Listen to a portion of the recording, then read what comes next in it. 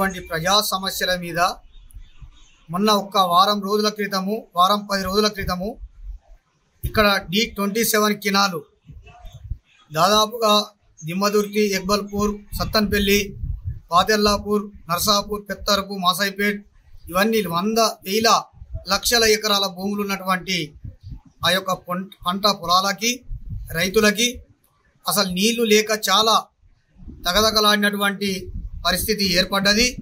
చాలా ఇబ్బంది పడ్డారు. దాని మీద రైతులు అక్కడికి కెనాల్ వద్దకు వెళ్ళి చాలా కష్టపడడం అనేది జరిగింది. అదే ఇబ్బందులను మరి క్యూ న్యూస్ వారికి ఆ న్యూస్ అనేది పంపడం అనేది జరిగింది.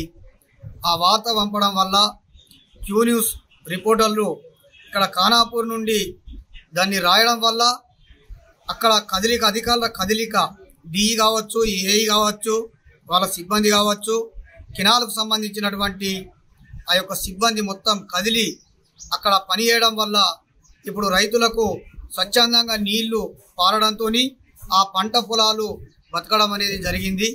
ఇది కంటిన్యూ ఎప్పటికీ కూడా ఇదే విధంగా జరగాలనేది కూడా మేము రైతు సంఘాల నాయకులము డిమాండ్ చేస్తూ ఉన్నాం. అదేవిధంగా మన శనార్థి తెలంగాణ ఈ యొక్క పేపరు తీన్మార్ మల్లన్న గారు ఆ యొక్క ప్రజల గొంతుకగా వినిపిస్తున్నటువంటి ధ్వని ఎంతో సంతోషకరం.